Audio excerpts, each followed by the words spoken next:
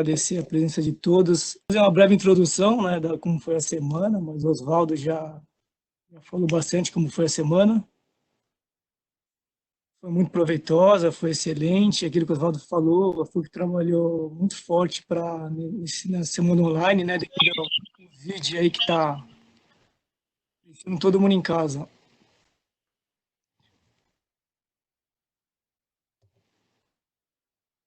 passar para o próximo slide aqui, Dá.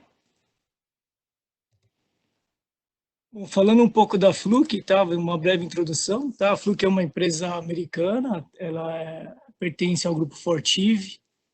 A Fluke, ela tem a matriz dela, fica em Everett, fica em Washington, costa oeste dos Estados Unidos. A parte de metrologia em si, a parte de elétrica fica lá, nós temos a parte de pressão que fica em Phoenix, tem a parte de temperatura, né? Os padrões primários são feitos em Salt Lake, e também na Inglaterra também tem a parte de elétrica, que era a antiga Wavitech, foi comprado pela Fluke, na época, pela Danaher, né?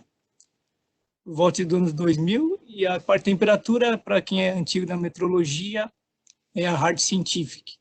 Tá? Falando um pouco da Fluke, a Fluke ela é uma empresa que ela visa bastante segurança, qualidade nos produtos, é uma empresa que está sempre inovando, sempre em busca de melhoria, em busca de valor, sempre agregando muito para o seu cliente final. Aqui a Fluke, no Brasil, nós somos subsidiária da Fluke americana, tá? A gente fica aqui em São Paulo, aqui fica toda a parte operacional da empresa. Tá? Quem quiser um dia conhecer a Fluke, tá? As portas estão abertas, a gente fica perto da Marginal Tietê, no final dela, a gente fica ali no Senesp.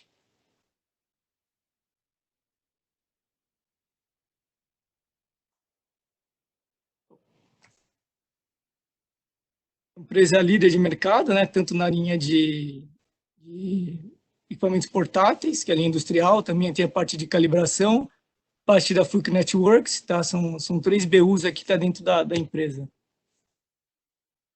Falando um pouco dos apresentadores, quem tá aqui nesse webinar, eu sou Darcio Garbuja, trabalho na Fluke mais ou menos mais de 10 anos, sou responsável por atender os laboratórios da Rede Brasileira de Calibração, tá? O laboratório da Rede de Calibração, também os laboratórios públicos.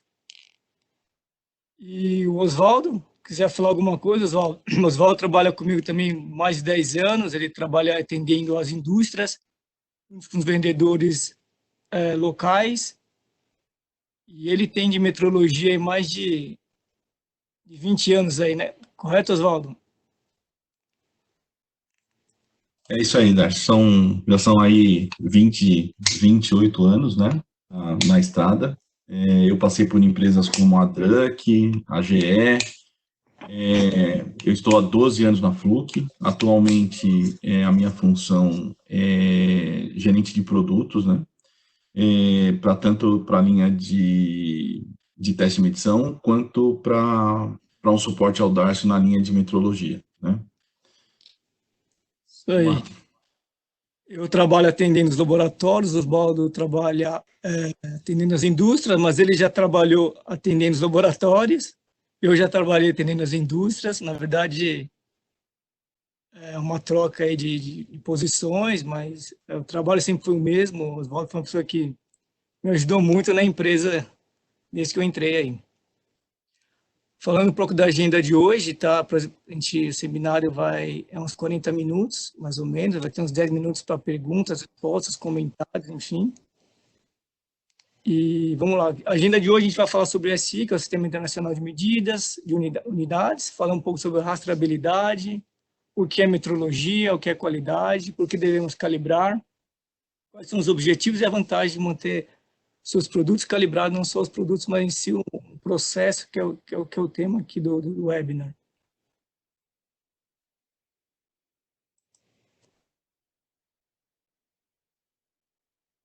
Bom, para uma pergunta que eu gostaria de fazer para vocês, qual a variável, qual que é a unidade mais medida no mundo? Tá? Essa é uma pergunta aí que nós estamos fazendo a vocês, ao final do seminário.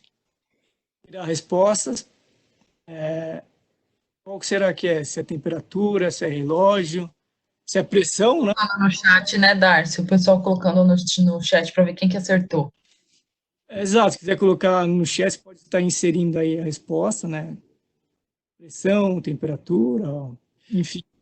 Vamos pensar que no final tem a resposta. Essa é uma pergunta que o Oswaldo adora de fazer.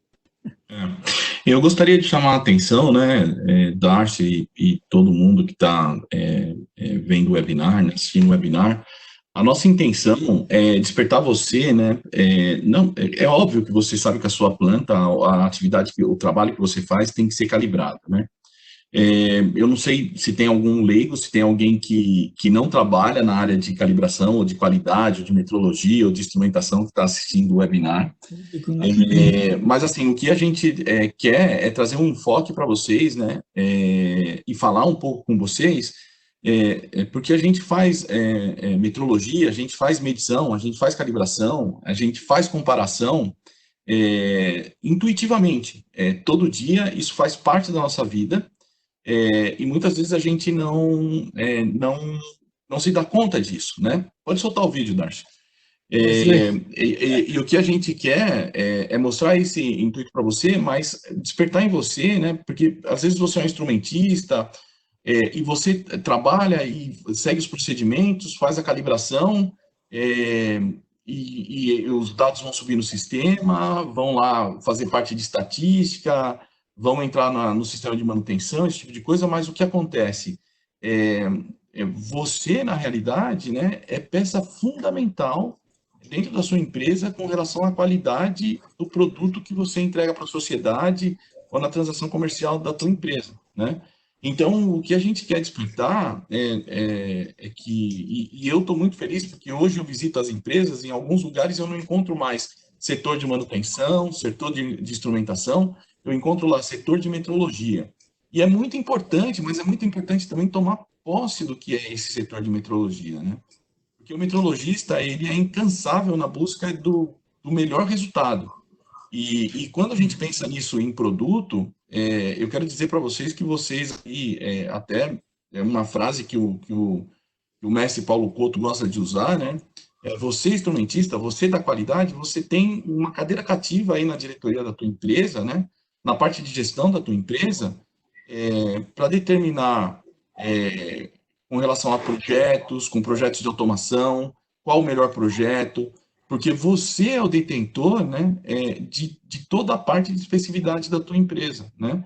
Porque você é quem faz as calibrações, você que está lá no setor de qualidade, então você tem cadeira cativa junto com a tua gerência, junto com a tua diretoria, para discutir desde um elemento novo, a compra de um componente novo, ou, por exemplo, se você falar em qualidade de energia, para determinar quais as máquinas que estão gastando mais ou não, e isso é muito importante para que você determine para onde vai o dinheiro da tua empresa, aonde vai ser alocado e qual o melhor uso que você vai ter. Aqui nesse vídeo, né, você vê quanto que essa parte de medição está envolvida, né? Desde painéis solares, o carro, por tudo, né? Até numa corrida, hoje até no seu celular aí você tem a coleta de dados, quanto você está gastando de calorias, esse tipo de coisa. Eu espero que a gente ajude vocês aí. Obrigado, Oswaldo. Bom, dando continuidade ao seminário aqui, quem é da área de metrologia, área de qualidade, essa figura é muito comum nos laboratórios, sempre tem pôster, banners pendurados nos laboratórios, né? O que significa o SI? SI é o Sistema Internacional de Unidades. Ela foi estabelecida mais ou menos em 1960 no congresso que teve na França. Tá? O que seria o SI? São as 7 unidades básicas de medidas. Aqui no círculo à esquerda, é muito comum essa foto, temos quilogramas, temos o metro, temos o segundo, temos ampere, temos o Kelvin, temperatura, mol e candela. Na tabela direita, nós temos as constantes que definem cada unidade de medida dessa. Essas são as principais, são as unidades básicas, e depois dessas tem as derivativas. Tá? Todas as outras são derivadas dessas daí. Vendo aqui no círculo, que é circulado em vermelho, por exemplo, do força em Newton, que é quilograma, tem a fórmula que é derivada das 7 unidades principais aí. Tem mais ou menos 22 unidades derivativas, Tá? Se quiser entrar no Google, você pode até achar todas elas aí que são medidas. Se quiser adicionar algo aí, você pode falar, Oswaldo. Eu vou passar.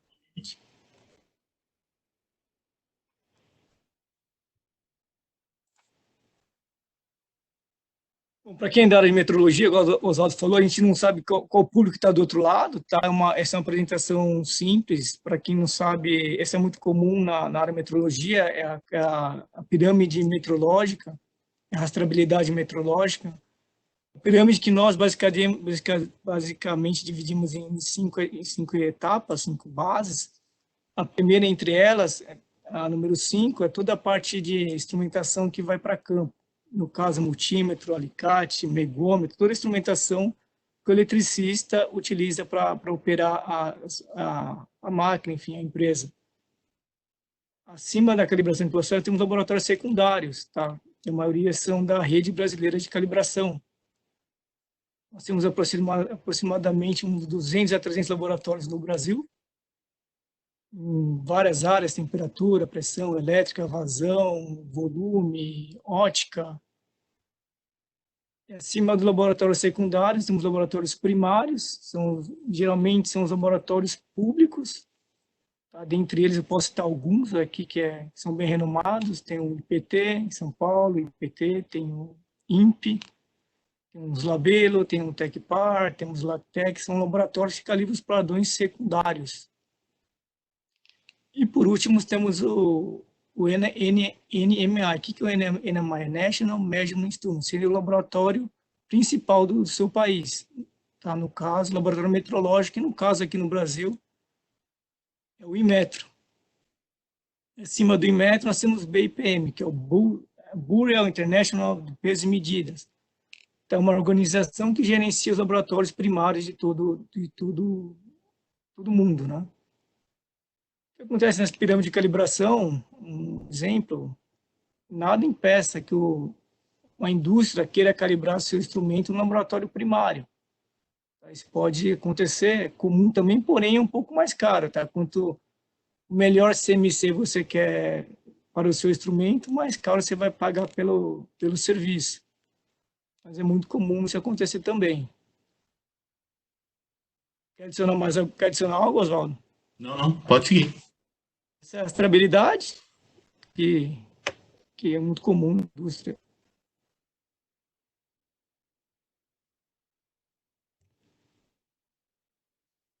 Falando o que é metrologia, tá no pé da letra, ela vem da palavra de origem grega, metro, medida, e logia é o estudo, né? O estudo das medidas e das medições. Posso até ser leigo essa palavra metrologia, mas é muito comum, por exemplo, quando uma empresa, vou falar, o porteiro pergunta a mim, pô, você vai visitar qual departamento? Eu falo metrologia, é comum ele falar meteorologia, tá? O pessoal confunde muito isso daí, tá? Entre meteorologia, que é o estudo da temperatura, do ambiente, né? Totalmente diferente da metrologia. O método classifica 3 tipos de metrologia. Tem a metrologia científica, que seria a metrologia científica, é toda a parte de calibração dentro do laboratório. Quero calibrar, por exemplo, um paquímetro. Vou pegar um paquímetro, enviar para o laboratório, calibrar dentro do laboratório. Isso é uma metrologia científica. Eu pego um instrumento meu, coloco na bancada e começo a calibrar. Esse é um tipo que eles classificam. Outro metrologia que eles classificam é a metrologia industrial, que está ligado diretamente com a parte de processo e a qualidade do produto final, tá? É a calibração do seu processo, que é o tema aqui do seminário. E por último, tem a metrologia legal. O que seria a metrologia legal? A metrologia legal toma conta da ciência da saúde, da segurança. Por exemplo, quando você vai colocar um combustível no seu carro, ele precisa estar calibrado essa bomba para saber se está colocando mais ou menos, se você está pagando mais ou menos pelo serviço. Esse seria um exemplo de metrologia legal.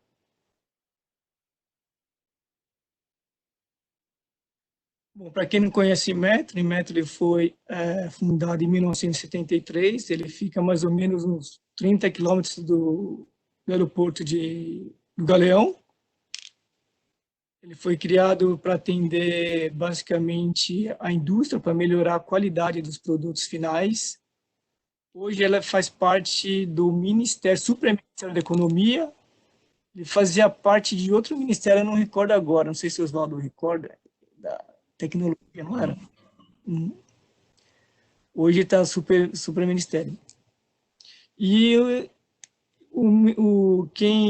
alguns instrumentos que o Inmetro compram vêm via projetos, tá? Algumas fundações ajudam eles comprarem alguns instrumentos, entre eles tem inúmeras fundações que ajudam a eles adquirirem instrumentos, FAPEP, Fundepag, enfim, tem uma série dessas fundações. Essa é uma foto de cima, tem a parte mecânica, onde fica a parte de pressão, vazão, tem a elétrica, onde fica o efeito Josephson, tem os padrões primários, térmica tem a parte de temperatura, enfim, essa é uma foto aérea dele, onde são calibrados os padrões primários que estão no Brasil.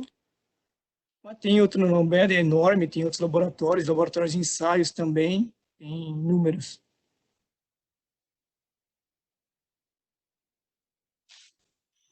Em grande parte, pessoal, a relação comercial que nós temos, né, falando em país, né, com outros países, né, essa troca comercial, toda a parte de comercialização aqui interna no Brasil, né, o Inmetro tem um papel fundamental nesse tipo de assunto, né.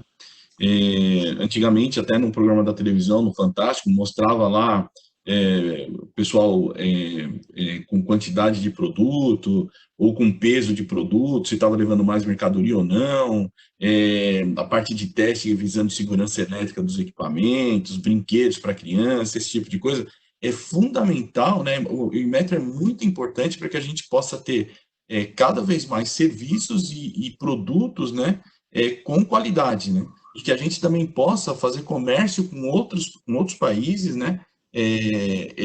Tendo o nosso produto aceito, né, com relação à qualidade, por outras entidades lá fora, né? Então, é muito triste quando a gente vê a falta de importância, né, que infelizmente o governo dá com relação ao Inmetro, né? E acaba refletindo dentro das nossas indústrias, né? Infelizmente, e eu espero que isso a cada dia seja menor, né? Muitas vezes, e isso já aconteceu, eu me deparei já com visita de um técnico ou alguma pessoa falar, não, cara, eu só preciso do certificado aqui, né? Então, cara, eu tenho muito problema quando eu escuto esse tipo de coisa, né? Então, infelizmente ainda existe, né, pessoas que acham que só o documento, só o papel vai resolver alguma coisa, quando ele pode estar colocando em risco uma vida, se for uma indústria que está no ramo da saúde, uma farmacêutica, alguma coisa assim, ou uma automobilística, né? Vendendo componentes para freio de um carro, alguma coisa assim, né? Por isso que a gente vê muitos problemas, mas esse ainda, né? A gente tem um problema meio que cultural ainda com esse tipo de coisa. E eu espero que isso acabe o mais rápido possível. É bem isso, é isso aí, a gente, país que vende matéria-prima e compra o produto de volta, né? Esse que é o problema que o país tem hoje, né? A gente vende laranja e compra celular. Vamos lá, falando aqui, voltando no assunto, né? O que é muito comum o pessoal pergunta para mim, quando eu vendo um calibrador de elétrica ou vendo um bloco seco, o pessoal pergunta, pô, esse certificado aqui é válido no Brasil? É muito comum perguntar isso para mim. Se você compra um instrumento seu, vem com certificado 17025, ou sem Dionísio, ou sem NVLAP, sim, ele é válido no Brasil. Aqui na direita, nós temos o acordo mútuo, EILAC, que a gente fala. O que é o EILAC? O EILAC, na verdade, é um acordo mútuo entre todos os laboratórios que fazem parte dele, né? No caso, aqui à esquerda, temos alguns laboratórios renomados. Temos o NIST, o DKD, NPL, JAB, tem o SEGEC. Na América do Sul, os mais renomados são o Inmetro, e tem o INT e tem o Senan também, que é bem renomado. De congresso que eu participo, eu acredito que me falam que os melhores laboratórios que tem no mundo, aí tem o NIST, o DKD e o JAB do Japão, tá? Não é à toa que eles são as maiores economias do mundo hoje.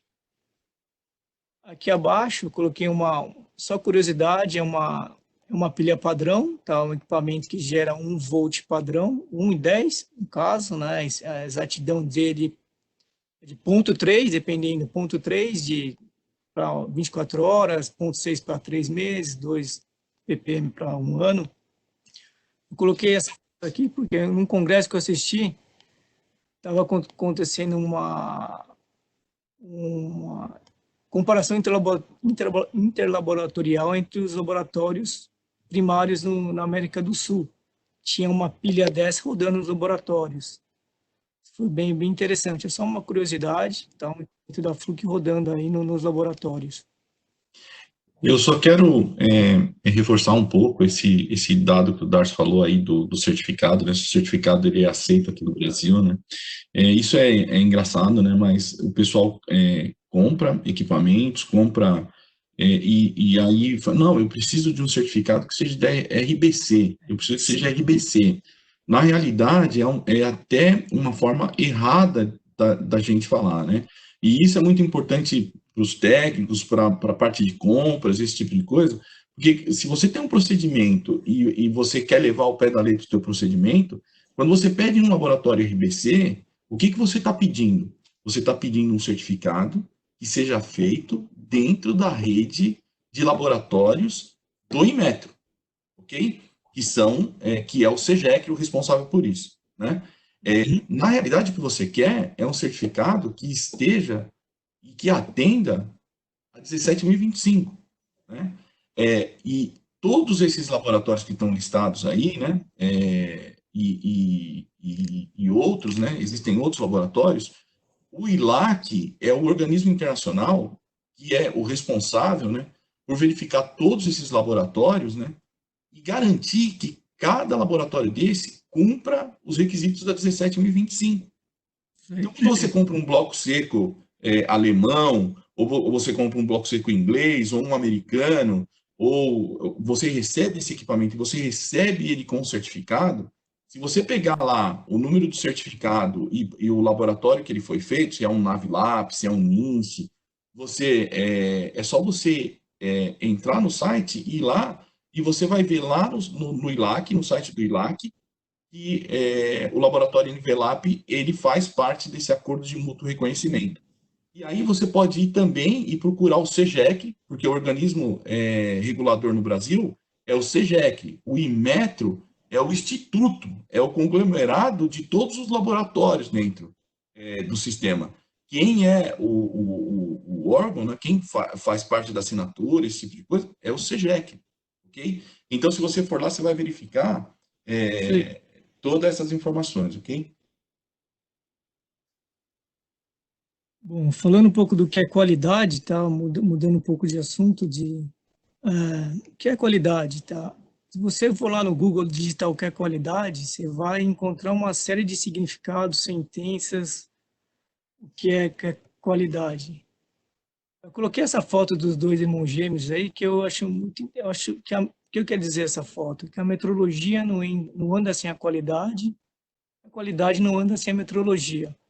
Até mesmo se algumas empresas, o próprio departamento de metrologia é dentro da qualidade, ou a qualidade dentro da metrologia, ou seja, um depende fundamentalmente da outra, não tem como um andar sem a outra.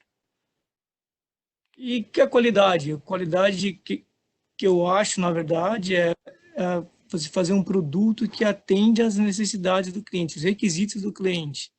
Não adianta fazer um super produto e ninguém quer comprar seu produto. Coloquei duas fotos aqui para explicar mais ou menos sobre o que é qualidade da Ferrari e do Una aí, né? Por exemplo, você vai comprar uma Ferrari de, sei lá, 400, meio milhão de reais, o que você espera dessa Ferrari? Espera que ela seja confortável, que ela seja rápida, que tenha boa estabilidade, uma boa frenagem. enfim, uma série de características que atendem ao preço de 400 mil reais, um meio milhão. É um produto de uma excelente qualidade, não tem nem o que falar. O Uno também tem as características dele. Por exemplo, o Uno, vou comprar um carro de 40 mil reais, quais as características que eu quero? Que eu seja um carro econômico, eu tenho um bom multimídia, que tenha uma boa freagem. É um carro de 40 mil reais. Eu quero fazer uma analogia aqui entre eles. Apesar dos valores são totalmente diferentes, os dois carros têm qualidade. Até que o Uno foi um dos carros mais vendidos aí nos últimos anos. Tá? Essa é a analogia que eu queria fazer. É importante também, né, Darcio, a gente falar sobre a aplicabilidade disso, né? É interessante, por exemplo, se você se desloca por dia 10 quilômetros para ir até teu serviço, Isso. você quer um carro, você precisa de um carro para se deslocar. Você pode ter uma Ferrari, você pode ter um Uno, né? Mas para Sim, atender os seus 10 quilômetros, o Uno tem todos os requisitos, né, para te atender. E quando a gente leva isso para dentro da empresa, para a gente, né, que está no setor de qualidade, no setor de instrumentação, a pergunta que fica é assim: muitas vezes a gente se depara, né? O pessoal fala: Ó, eu tenho 10 transmissores de pressão aqui na minha empresa que eu preciso calibrar.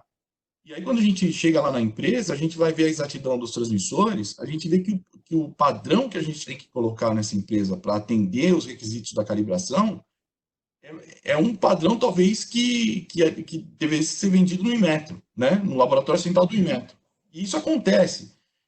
O que será que está acontecendo? É fácil identificar que muitas vezes você tem uma instrumentação que está superestimada, né? Você não precisaria daquela instrumentação no teu processo, né? Então, é muito importante que você reveja, né, a instrumentação que você tem, se ela é adequada aos requisitos que você quer. E para isso a metrologia tem várias ferramentas, né, como, por exemplo, qual é a incerteza do teu processo? Qual é a incerteza demandada no teu processo para que você fabrique com qualidade o produto que você fabrica? Vamos imaginar, eu fabrico manteiga e coloco ela no pote e vendo esse produto. É esse produto que eu tenho. Muitas vezes você tem uma instrumentação dentro da tua planta e, cara, é muita coisa para o tipo de produto, para os requisitos de produto que você tem. Então, o interessante é você saber qual é a incerteza que o teu processo demanda para que você tenha o produto adequado instalado, né? E isso é muito importante porque dentro da semana que a gente passou aqui, a gente trabalhou muito em cima de coleta de dados. E são esses elementos que estão na planta, que são os primários, que fazem a coleta de dados e a análise. Se você tem um medidor que mede bem, dentro dos requisitos, na sua instrumentação adequada, você faz uma coleta de dados para que você possa ter um trabalho estatístico dentro da tua empresa muito bom. Por outro lado, se você superestima ou então você está abaixo do que você deveria, a tua coleta de dados, você passa uma informação de maneira errada, né? É isso que a gente precisa estar atento, né? tem razão. Bom, resumindo, a qualidade, resumindo, tem que entender os requisitos do cliente. Tá? O que é muito comum nas empresas hoje, o pessoal oferecer, superar a expectativa, que seria no caso, superar a expectativa. Comprei um Uno, por exemplo, eu ganho um ano de manutenção grátis do carro. Outro exemplo, você vai num hotel, bom, escolhe lá no hotel que esteja uma boa cama, internet, academia, um bom restaurante. Aí você chega no hotel, lá tem um chocolate em cima da cama lá. Isso é superar a expectativa, tá? Mas é totalmente diferente da qualidade. Totalmente não, mas não são coisas distintas. Tá? A qualidade é atender aquilo que está escrito.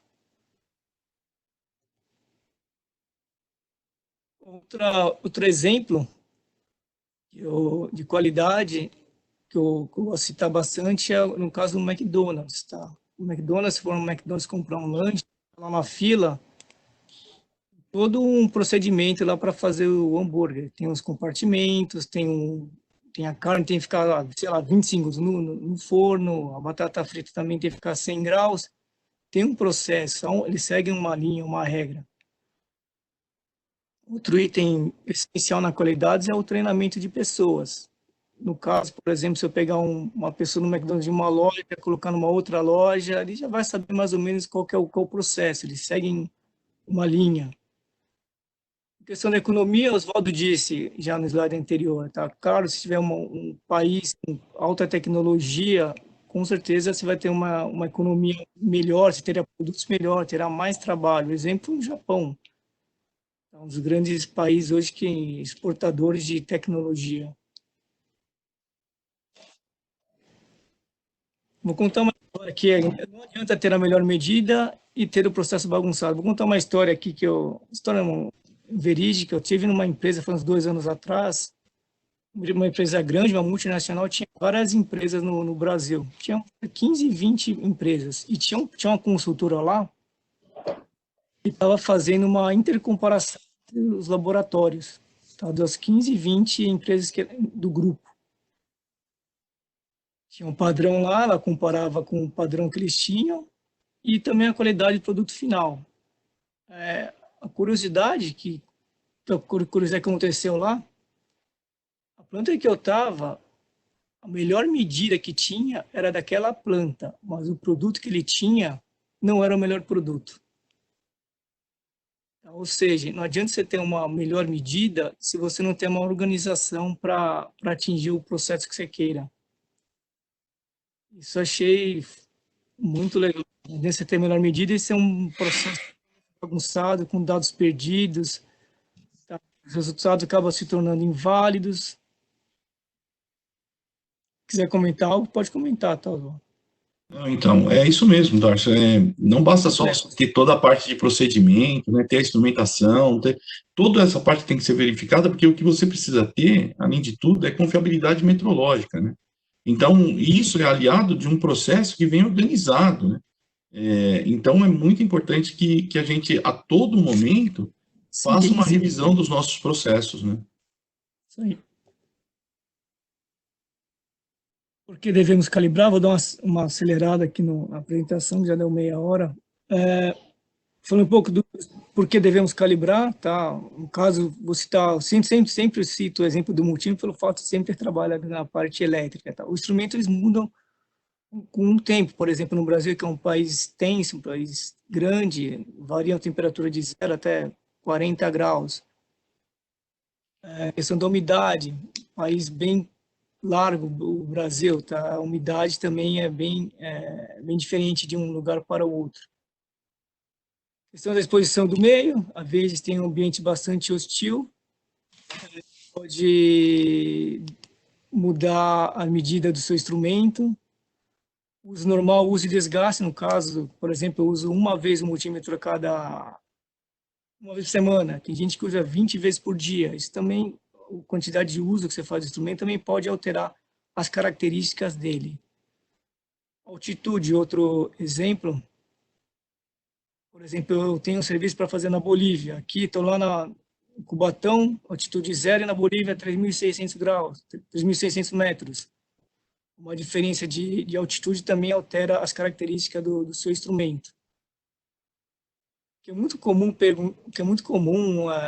nas visitas, até mesmo que a gente recebe de clientes, o pessoal pergunta para a gente quando é necessário calibrar nosso instrumento. Na página seguinte aqui, a gente fala. Quer comentar, Oswaldo? Aqui seu slide. Sim, assim, eu acho que na Fluke, né, a Fluke tem um e-mail que é o InfoFluke, né, o info@fluke. Invariavelmente por semana a gente recebe uns 10 e-mails perguntando qual a periodicidade, né, de calibração, né? E isso é um fato bem interessante, né? Porque, assim, principalmente nos tempos que a gente passou, né, a gente recebe essas perguntas e é muito importante, e é interessante quando a gente comprova isso na área, né? Então, assim, a primeira coisa é que não existe um cronograma de calibração único, né? Não existe um tempo de calibração único, né? Ele depende da frequência com que você usa teu equipamento, né? e também da exatidão que você quer do teu equipamento. É interessante, mas se você pegar alguns equipamentos da Fluke, né, a Fluke é muito detalhista com relação aos catálogos e as informações que ela traz com relação à incerteza dos equipamentos que ela vende. Então, por exemplo, assim, quando a Fluke fabrica um equipamento, e isso é interessante, né, tanto a exatidão e a faixa de trabalho que a gente está falando desse equipamento, ela é a mais confortável e a que ela te entrega o melhor resultado possível. O que eu quero dizer com isso? Por exemplo, nós temos um calibrador que ele é de 80 ppm, 0,08% de exatidão. E o que acontece? Quando a gente manda esse equipamento calibrar no Inmetro ou em outro laboratório, ele volta com uma exatidão de 60 ppm, de 45 ppm. Aí você vai falar, nossa, mas, cara, eu comprei um equipamento de 80, ele é 60, 45 ppm. Isso é o que eu estou tentando falar para vocês com relação ao equipamento ser muito melhor do que aquilo que você recebeu. Mas o que acontece?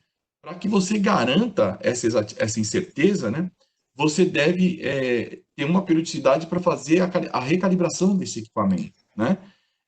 E em muitos equipamentos da Fluke, você tem lá uma exatidão, a exatidão nominal lá, por exemplo, um exemplo que eu vou dar, 1%.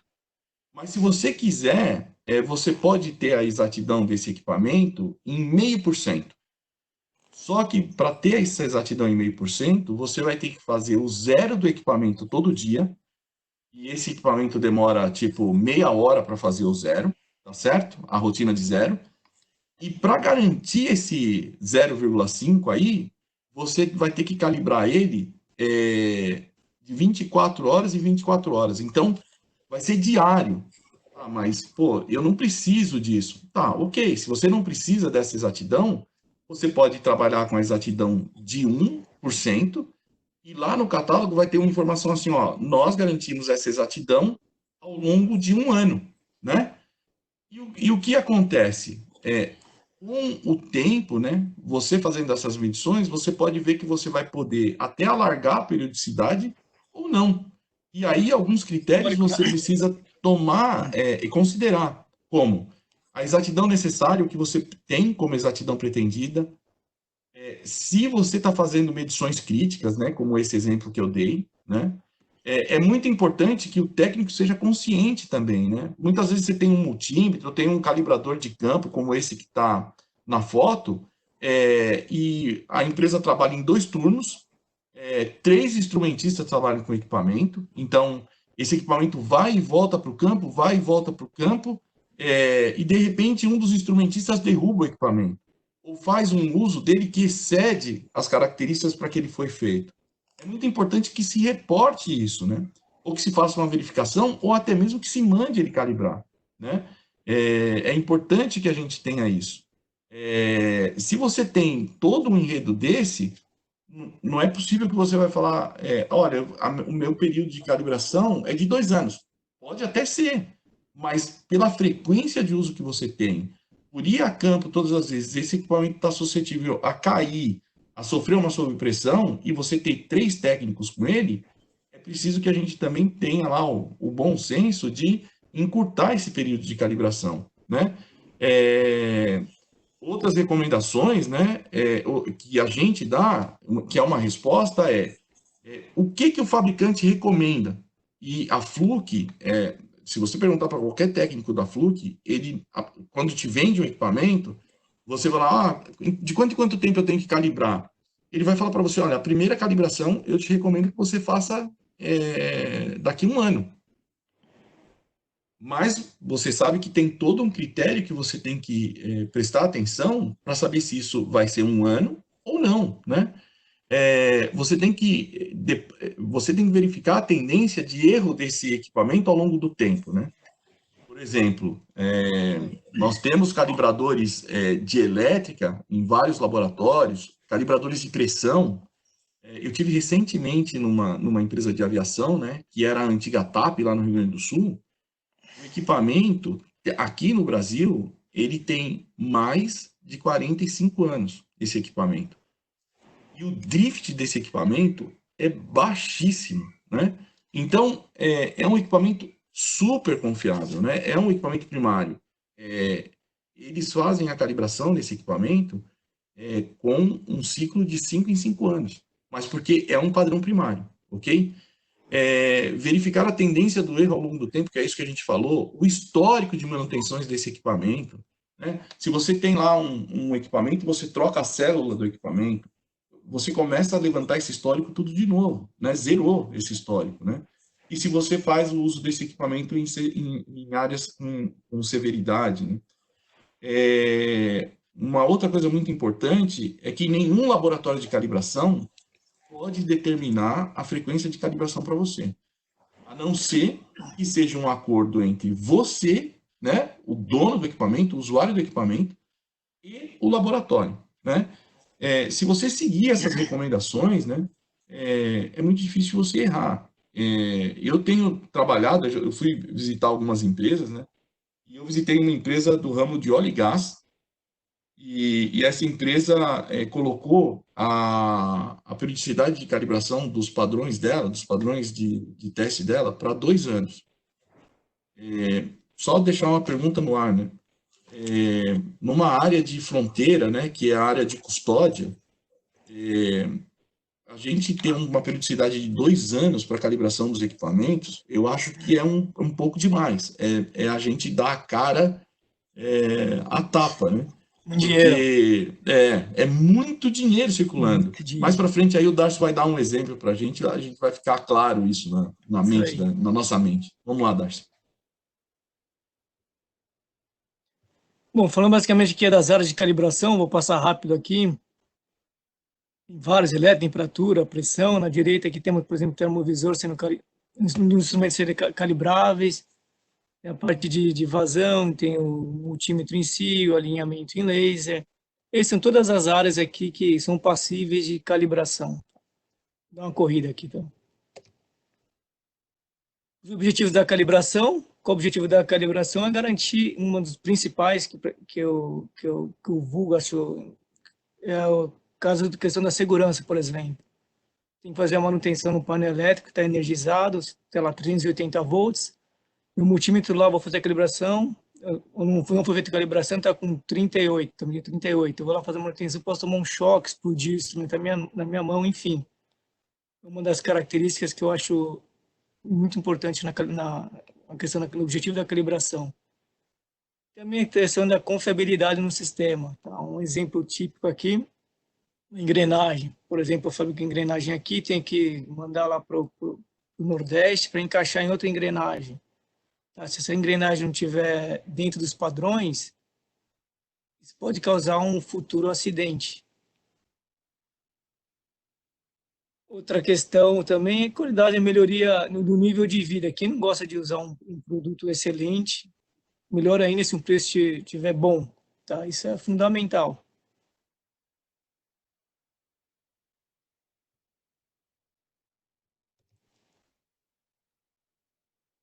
Outras vantagens, aqui coloquei algumas empresas que investem fortemente na questão da metrologia, da qualidade. A Amazon em si, apesar de não ter nada, não fabricam nada física, só questão de logística, tem os instrumentos de TI também, os analisadores também tem que ser calibrados, tem que ser verificado e testado.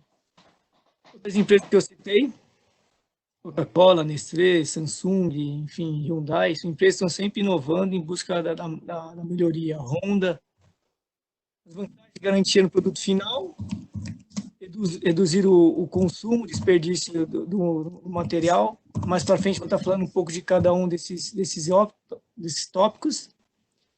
E a rejeição do produto. Tá? Mais para frente, estou falando um pouco deles.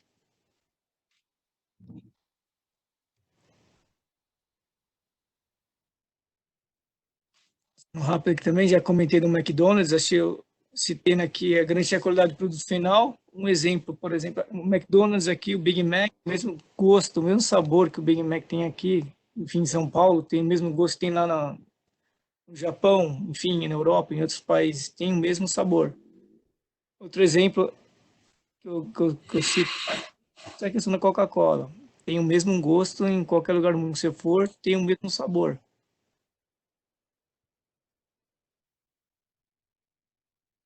Oswaldo quer falar aqui?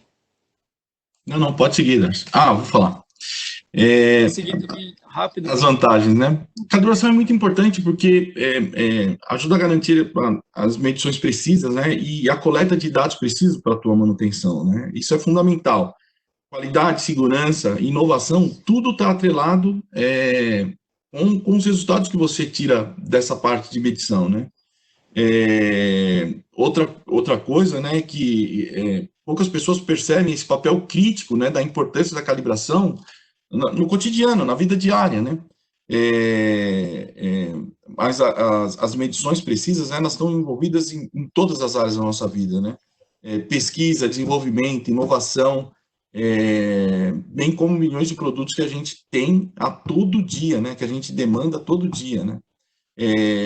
Eu convido você para fazer, para olhar à sua volta aí, você ter a certeza que cada elemento que você tem aí à sua volta, um relógio, um celular, tudo passou por medições, por metrologia, né? Então é muito importante que a gente tenha isso na nossa mente. Pode passar, Darcy.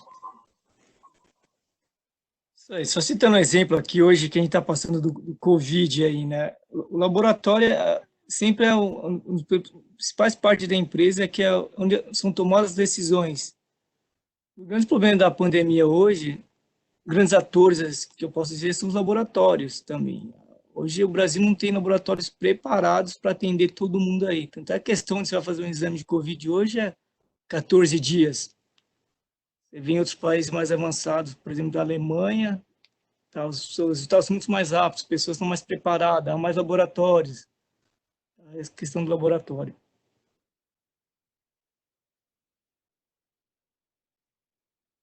Ontem, né, ontem o Paulo até citou um dado interessante, né? Que só a parte da aferição dos medidores de pressão arterial, uma parte de radiação, são elementos controlados, né? Parte da metrologia legal, né? E ele até levantou o caso, né? Hoje a gente tem uma demanda muito grande por respiradores, por uma série de equipamentos como esse, né? E estão envolvidos aí a parte de vazão, parte de pressão, uma série de coisas, né? E cadê a regulamentação para essas coisas, né, para esse tipo de elemento? Então, foi um dado que ele trouxe bem interessante ontem, né? Aqui é uma lista, né, de exemplos em que a calibração, né, está de maneira discreta, que age nos bastidores lá, mas que garante que essa garantia das medições precisas, né, e críticas, ela traz um conforto, né, qualidade e segurança dos produtos, né? Então, todos os sistemas de transportes e afins, né, incluindo carros, trens, aviões, quando você vai botar gasolina lá no teu carro, todos os aparelhos eletrônicos, telefones, né, a parte de serviço que a gente tem, a gente faz às vezes reclamações da qualidade da internet, né, os eletrodomésticos que nós temos, está muito aliado com relação ao consumo, quanto de conta de luz a gente paga lá, né, no final do mês, né, todos os produtos farmacêuticos, né, e medicamentos, né, a gente teve casos recentes aí, né, eu lembro de um caso que teve pílulas que eram métodos anticonceptivos para gravidez, esse tipo de coisa, não estava com a dosagem correta e acabaram pessoas engravidando. Eu trabalhei num processo, e teve assim um gasto enorme de dinheiro que o SUS, né, teve que bancar. Por quê? Porque quando estourou lá a ideia de próteses de silicone, né, virou moda, né, todo mundo queria colocar uma prótese de silicone, esses produtos acabaram entrando sem testes e sem certificações. Simplesmente a certificação que o produto tinha internacional acabou entrando. O que aconteceu? Muitos dessas próteses se romperam e como era um produto que estava lá a chancela, pôde ser importado, tinha lá a chancela do produto da qualidade que o sistema de saúde no Brasil aceitou, quem teve que bancar essa conta foi o SUS, né? o SUS, o Sistema de Saúde do Brasil, teve que pagar para que todas essas próteses que se romperam antes do tempo pudessem ser trocadas, inclusive com tratamento, porque teve muita gente que teve infecção, esse tipo de coisa. E eu tive a oportunidade de fazer um trabalho junto com o pessoal do Inmetro, né, para trabalhar, para criar o teste, para poder fazer a comprovação dessas próteses, né. Então, cara, dispositivos médicos, né, marca-passos, né, todos os sistemas aeroespacial relacionados a parte do sistema de aviação, né, no nosso país, produção e expedição e armazenamento de alimentos, comércio, né, de óleo, grãos, ouro, pesquisa, né, toda a parte de pesquisa científica. Se a gente pegar todas essas áreas e a gente começar a correr atrás de problemas com sistema de instrumentos, erro aliado ao processo, a parte de confiabilidade metrológica, bilhões que se gasta com relação a esse tipo de problema que a gente tem, né? Pode seguir aí, Darcy. Bom, dando idade aqui das vantagens que eu citei, uma grande vantagem é a redução de custo e aumento de produtividade. Tá? Esse é um caso real, um exemplo aqui, questão de monetária e financeira. Por exemplo, temos o U, que seria a incerteza no meu processo. Tá? Esse é um caminhão-tanque. Esse é o caso da gasolina, né, Darcy? De combustível. Tá. Carregamento de combustível. Okay. Caso do carregamento de combustível, por exemplo, a incerteza no meu processo é 0,3 kg por metro cúbico. Um tanque, para encher um tanque de 32 metros cúbicos, minha perca que seria de 9,6 quilos. Vamos supor que não, esse é um caso real, tá? Que eu abasteço 500 caminhões por dia, 500 vezes o desperdício dá 4,8 toneladas por dia, seria meu desperdício. 4,8 vezes 20, multiplicando por mês, 20 dias úteis, daria 96 toneladas o desperdício do combustível, no caso a gasolina. 96 quilos transformados para metros cúbicos dá 121,6 metros cúbicos. Esse aqui é a conta que se faz, aqui é o ρ, né, a forma do volume. 121 metros cúbicos dividido por 32, 32 seria o tamanho do tanque, né, como eu expliquei anteriormente, daria um prejuízo mais ou menos de quase 4 caminhões por mês. Dias. Tá?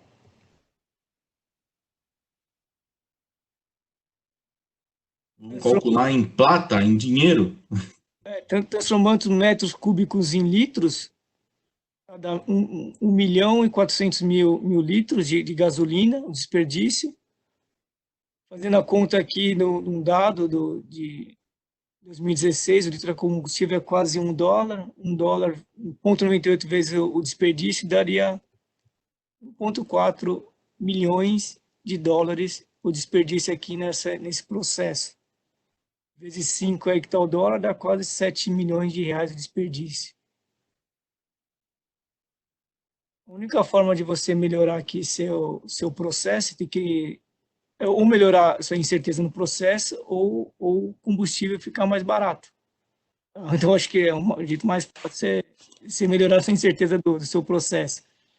Porque se tem a questão ROI, porque às vezes pessoal, a gente apresenta produtos, pressão, temperatura, o pessoal fala, pô, esse instrumento é muito caro, esse instrumento é caro, custa $5, $200.000. Se você for fazer um ROI realmente o benefício que você vai trazer, questão monetária e retrabalho também, vale a pena se investir num padrão desse aí. O quanto você vai salvar de dinheiro, né? Isso justifica, né? E isso é muito importante, né? Porque, assim, é responsabilidade nossa como instrumentista, né? Como técnico, a gente levar isso para o nosso gerente, né? Olha, comprando esse tipo de equipamento, fazendo a calibração, ou trocando a instrumentação da área, ou automatizando, nós vamos trazer uma economia para a empresa que Vai devagar. chega a esse ponto, né? Quando você apresenta esse tipo de cálculo, né, é muito difícil o teu gestor falar assim, não vou assinar o cheque aqui para você fazer isso. Isso aí. Bom, aqui outro exemplo simples também, eu baixei esses dados do site da economia, da Globo. Por exemplo, o erro do faturamento da Coca-Cola em 2010, 17 bilhões, vamos supor que o erro do processo é 0,05.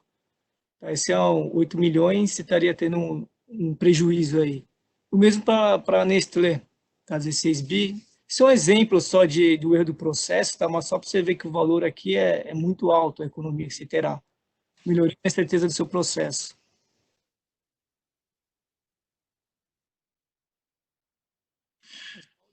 Pessoal, a gente queria despertar em vocês, né, o interesse, né, não o interesse, mas assim, por que a tua função, né, como uma pessoa que calibra, como uma pessoa que tá, tem no seu trabalho, né, essa parte aí tão prazerosa da parte de calibração, né, e tão responsável, né, a gente queria conversar um pouco com vocês sobre isso, né, mas talvez ainda para um gestor, pode ser que isso ainda não fique muito claro, né? Então, talvez eu vou trazer esse exemplo aqui, né? Para que isso possa ficar claro. A gente vai falar um pouquinho de avião, né? A gente vai falar de voar, né? E é muito importante a gente saber, né, que eu acredito, né, hoje algumas pessoas perguntam, pô, tem alguma indústria que é 4.0? Tem alguma indústria que faz essa tomada de dados, joga no sistema, inteligência artificial, esse tipo de coisa? Talvez o processo mais próximo disso seja esse aqui, né? O processo, eu posso falar que um avião, ele é um processo, né? Você tem todos os elementos aqui de processo, né? Você tem queima de combustível, você tem reator, você tem toda a instrumentação, tem a parte de controle, tá tudo aqui. Pressão elétrica, Porém, vazão. porém, quando você fala de um avião, né? Para que ele possa decolar, existe uma razão entre peso. Pode passar o slide, Darcy.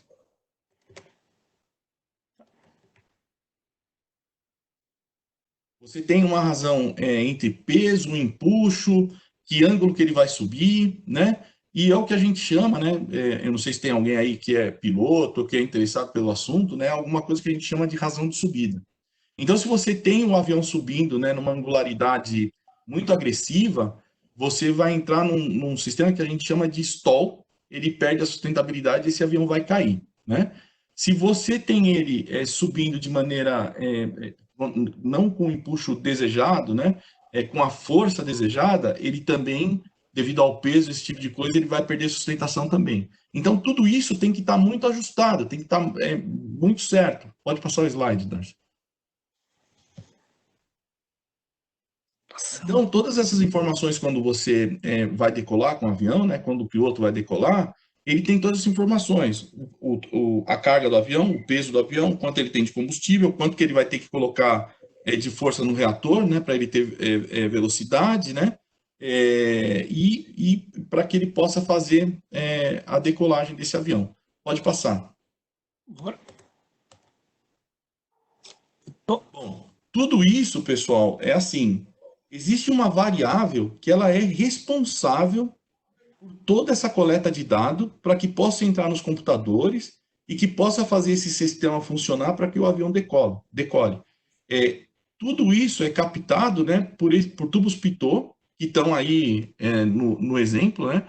Mas eu gostaria de perguntar para vocês, né, qual é a variável, né, que é responsável por isso, né?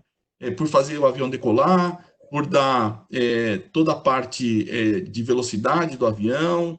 Qual é a variável? Qual é a grande responsável? Eu não sei se vocês podem responder no chat aí, de maneira rápida, né? Eu não vou enrolar muito, eu já vou falar, né? Essa variável é pressão. Pressão. Quase toda a operação do avião, né? Ela é dada por essa variável de pressão. Então, tem os tubos Pitot, tem a tomada, o altímetro, né? Que vai indicar a altitude, toda a parte de velocidade. Você tem pressão absoluta, né? E você tem toda a parte de velocidade. Então, o que acontece? Existe um pitot que é responsável, né, por pegar essa pressão e transformar isso em velocidade, a unidade vai ser nós, né, a mais conhecida é nós, e você tem também a parte do altímetro que vai te dar, né, essa altitude em pés, né? Por quê? Porque a aviação, ela trabalha muito em cima de um sistema internacional de medidas, né? Então, ela utiliza isso porque o mesmo avião que sai daqui, ele vai para os Estados Unidos e eles falam sempre na mesma unidade, até para não causar confusão, tá certo? Pode passar, Darcy.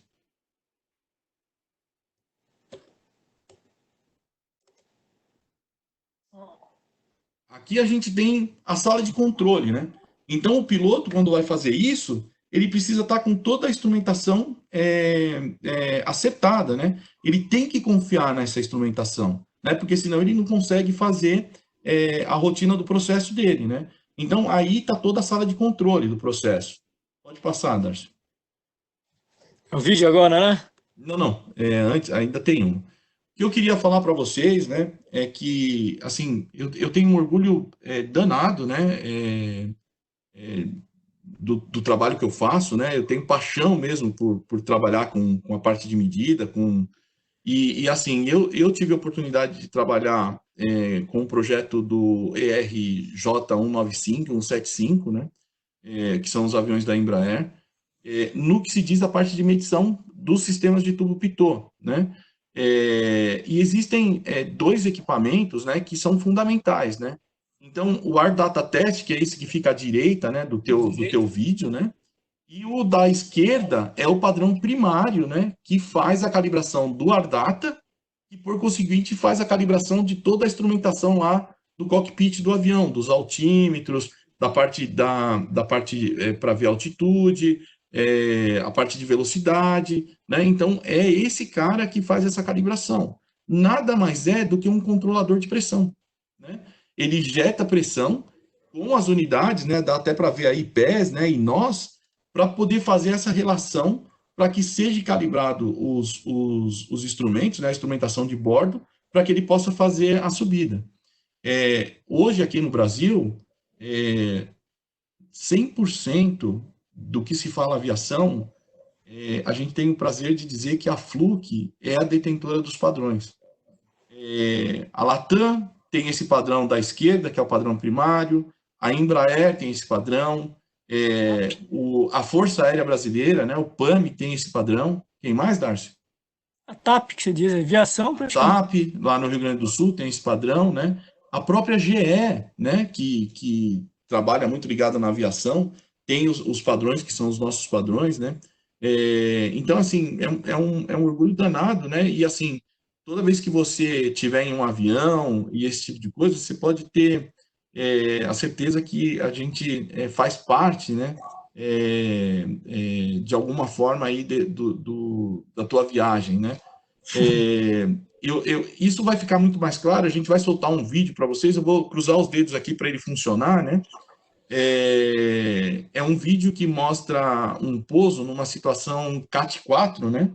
Ou um pouso por instrumentos. Por isso que eu disse que ele é muito perto da indústria que a gente quer, a indústria 4.0. Por quê? Porque todas as informações são colocadas no sistema, nos computadores do avião. Você consegue colocar, Darcy, o vídeo? Estou falando também que não é só de pressão, mas também temperatura e elétrica também é praticamente quase 100% aí dessas grandes companhias aí estão com nossos padrões, quase padrões primários eles têm, na verdade, né? Sim. Vamos lá para o vídeo? Então, o que acontece, né? Então, todo sistema, todas essas informações, elas têm que ser colocadas, né, nos computadores. E quando o avião está se aproximando, né, da pista, né, de pouso, ele deixa de estar em referência internacional, em altitude, né, na parte do centro de gravidade internacional, e ele passa a receber vetores que são passados pela torre aonde ele está se aproximando do aeródromo para pousar, né? Agora, é interessante que ele pode fazer esse pouso no visual e ele pode fazer esse pouso na situação que a gente vai ver agora, né? Que é uma situação de pouso por instrumentos, né, onde ele não tem referência, né? a hora que esse avião entra na nuvem, né, que é o que está acontecendo agora, né, e dependendo do tamanho dessa nuvem, né, qual é a referência que ele tem, né? A quantos metros ele está da cabeceira da pista, né? Qual a distância, que velocidade que ele tem que chegar. Então, se o sistema, se os computadores, né, da aeronave não estiverem trabalhando, e se a instrumentação não tiver feita a calibração, se eu não tiver uma confiabilidade meteorológica em cima de tudo isso, né, é terrível, né? Muitas vezes a gente está lá atrás no avião e não consegue entender o que está acontecendo, né? Mas muitas vezes a gente vai para um pouso com esse tipo de condição, né? E é impressionante quando é que ele vai ter o contato do visual, né, do solo, né? Então, se ele não tiver a confiabilidade na instrumentação que ele tem, ele pode se aproximar muito rápido e ter um problema com um trem de pouso e uma pista mais curta do que ele imaginava, não conseguir frear. Então, é bem interessante, né, para ficar marcado o exemplo que a gente quer dar para vocês, né?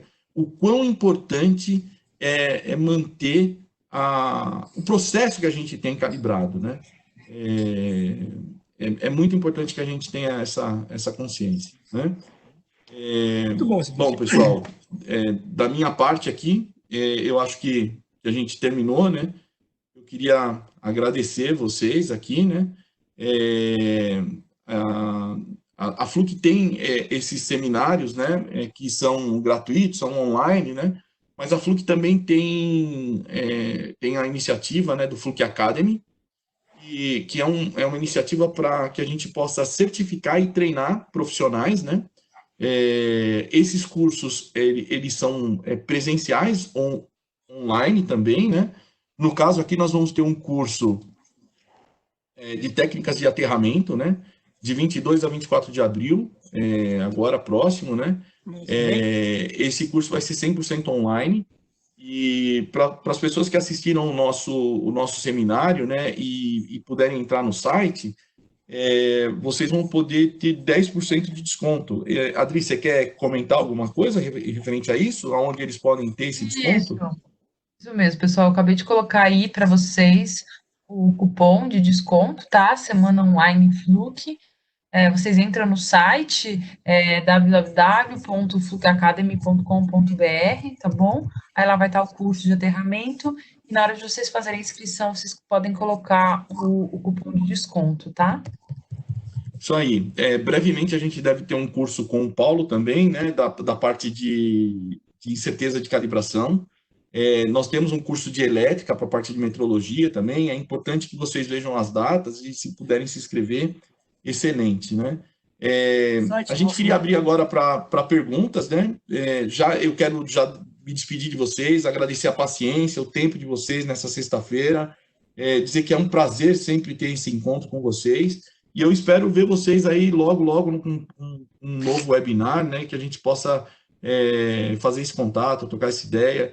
E eu estou à disposição de vocês, qualquer pergunta que vocês tenham. Darcy. Isso aí, que se tiver alguma pergunta ou comentário, pode escrever ao lado no chat, a gente estaria respondendo agora. Ou no e-mail mesmo, se quiser enviando para a gente, fica à vontade. Eu estou vendo aqui o pessoal agradecendo a participação, né? Sobre a medida mais usada, né? Que a pergunta do Dárcio foi quase unânime. O pessoal falou que acha que é o tempo, mais voltado para a hora. É importante, né? A gente, durante todo o treinamento, a gente deixou para vocês, né? Sempre vocês entenderem, né? Que, assim, que a metrologia é muito maior, né? E a ciência do medir, tudo que você consegue fazer uma comparação, então ela é uma unidade e você consegue medir, né? Até, assim, a gente entende as respostas, né? E realmente elas são muito medidas mesmo, né? Elas aparecem muito nos nossos processos, né? Mas talvez porque a gente tenha o dia a dia sempre fazendo esse tipo de coisa, sempre fazendo essa medição, a gente acaba tendo essa resposta, né? Mas vamos lá, teve mais alguém, Adri? Teve alguém que acertou aí ou não? Não. Não, ninguém acertou. Você já me deu a cola, né? Mas falaram de temperatura, falaram de pressão e tempo. Foram as três. Tem alguém com alguma dúvida, alguma pergunta ou não? Tem É uma unidade de pergunta. resposta aí, pô. É, Pessoal, a resposta, né? A unidade, né, mais medida no mundo é dinheiro, né? E aí está bem um exemplo aí, né? Dinheiro, lastro em ouro, né? E dinheiro é uma variável também, né? Então, todo dia você dá uma olhadinha lá na carteira para comprar um pão, esse tipo de coisa, o que, que você está fazendo? Você está vendo se você tem, você está comparando para ver se você tem condições de comprar o pão, pegar o ônibus, né? Deixar um dinheiro para a patroa, para as crianças, né? Então, Isso aí. a variável aí mais medida no mundo é essa aí, ó, dinheiro. eu vou pegar a pergunta do Rubel, tá? Ele perguntou qual a diferença entre um certificado de calibração RBC e um padrão rastreado RBC. Robel, quando você tem um padrão RBC, né, um certificado RBC, significa que esse laboratório ele atende a 17.025 e ele foi auditado por um auditor do Inmetro, tá certo? Quando você tem um certificado rastreado, quer dizer que esse laboratório ele não foi auditado por uma pessoa do Inmetro, um auditor do Inmetro. Porém, um certificado rastreado não quer dizer que ele não tenha qualidade e que o laboratório dele não atenda a 17.025. Porém, se você é muito importante que a empresa que vai comprar o serviço desse laboratório ela vá até esse laboratório e faça uma auditoria nesse laboratório para entender e para compreender se esse laboratório tem as condições, reúne as condições para fazer a calibração do instrumento que ela está mandando lá para calibrar. Tá certo? E às vezes é mais barato também nas notas. Pega um certificado rastreado, um RBC, geralmente o rastreado é mais barato. Mas assim, Inúmeros motivos, né? mas não, mas assim, ele geralmente é mais barato, né? Um Geralmente. certificado rastreado, mas não tira a sua responsabilidade de fazer uma auditoria, né? Sim, É o que a gente sempre esforça, né? Tá na tua responsabilidade como técnico prezar pela qualidade do produto e pela tua empresa. É vestir a camisa mesmo da tua empresa. saber de quem está comprando.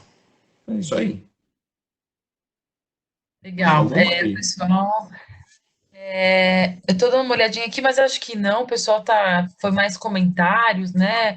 Falou, elogiando. O pessoal achou aí do dinheiro, ninguém tinha pensado, mas agradeceram também é, a semana aqui com a gente, né? Foi muito produtivo também ver o feedback de vocês, né? Uhum.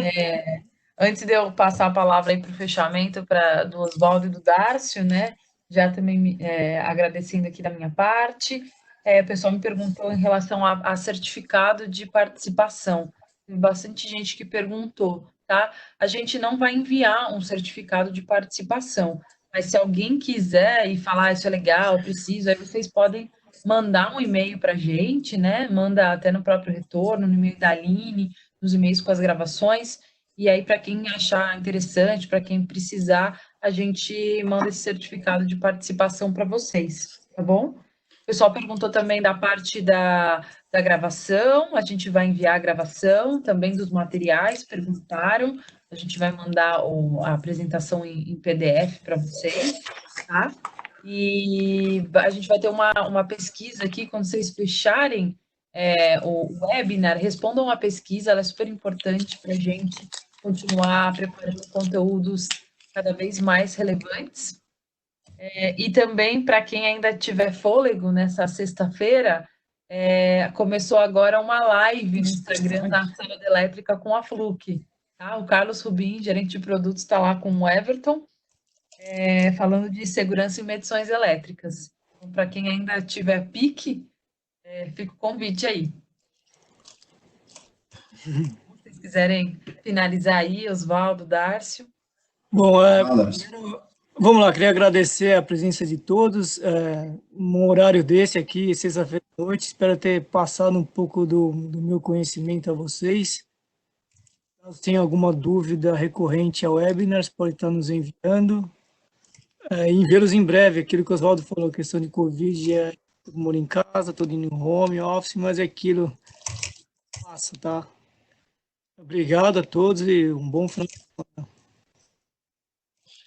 Pessoal, queria agradecer aí a paciência de vocês, principalmente o tempo de vocês, né? Eu sei que a grande maioria está em casa ou acabou chegando do trabalho e está nos assistindo aí. Então, queria agradecer a paciência, o prestígio de vocês, o carinho de vocês com a gente, né? Queria agradecer ao Darcio que trouxe esse webinar para a gente, né? Queria agradecer também a Adriana, né, e a Aline, cara, trabalharam muito aí, faz umas 3 semanas que elas estão correndo atrás aí para colocar todo esse material à disposição de vocês, né? O trabalho delas não termina agora, né? Elas ainda vão subir essa gravação, vão mandar os PDFs, encaminhar perguntas, vão cobrar a gente se a gente não respondeu essas perguntas. Então, queria agradecer elas também e pedir para vocês se cuidarem aí. E logo, logo a gente vai estar se vendo, se Deus quiser. Obrigado, pessoal. Boa noite, bom final de semana, bom feriado aí para todo mundo. Falou, Oswaldo.